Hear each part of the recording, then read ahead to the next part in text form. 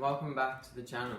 In today's episode, I'm going to be installing the rear windows in the cab, as well as installing the seat belts, rear brake lines, painting the driver's door, and doing a few other things. So, with that out of the way, let's just get straight into the video.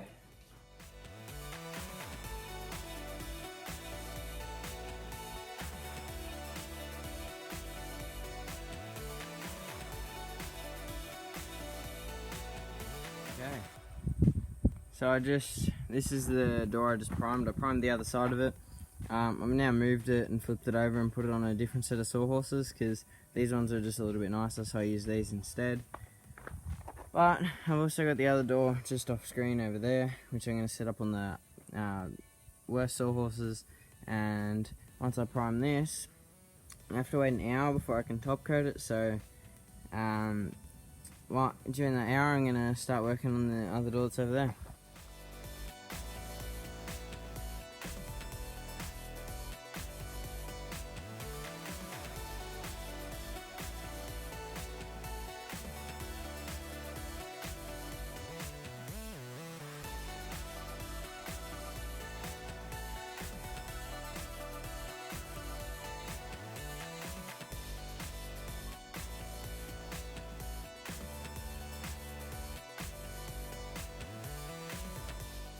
Okay, so it's a few days after I finished painting the door.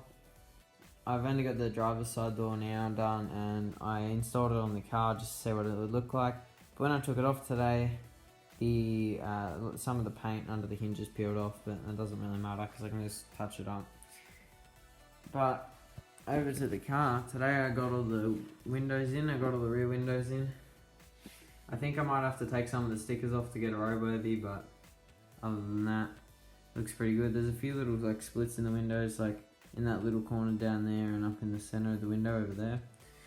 So I'm just going to fill that with a black silicone. Now, other than that, I installed the seat belts into the car, up there and over there, same on this side as well. I installed the bonnet hinges. My rubbers arrived for them, so there's a rubber underneath that, brand new one. Now I painted them. They might need a little bit of a touch up because I missed a few spots like under here when I was painting them, because I just painted them on a bit of cardboard. I've also taken the bonnet and front bib off again for like the 500th time, because I need space in the engine bay. I keep putting it on and off just because the car looks sick with it on. I've also finished installing all the brake lines, so they run from obviously both the drum brakes into the center, and they run up and join together over there on the chassis, and then run up into the booster and cylinder, I believe it is, and they run along under the cab along the chassis rail and come out over here. The same kind of thing on the back.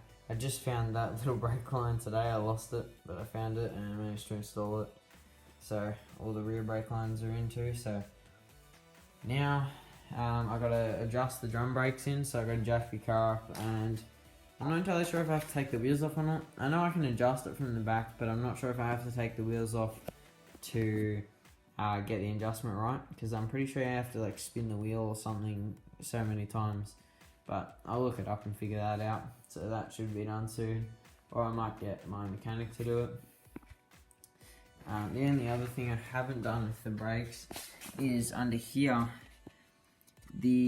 This line here isn't actually clipped to the chassis. It's supposed to be clipped up against it like that, but it isn't, because I'm not entirely sure where all the clips go, and a lot of them overlap with the fuel lines.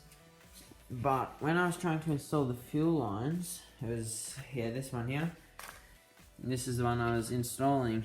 It actually kinked, so I'm gonna have to try and get a new one of those or somehow fix it. I'm not entirely sure how to do that. The rest of them are all in okay condition. So I think that's all for this episode. If you enjoyed, make sure to go down below and leave a like and subscribe. There'll be a new episode coming soon. Hopefully within a couple of episodes the motor should be going in, so that'll be sick. But yeah, I'll see you in the next one. Peace.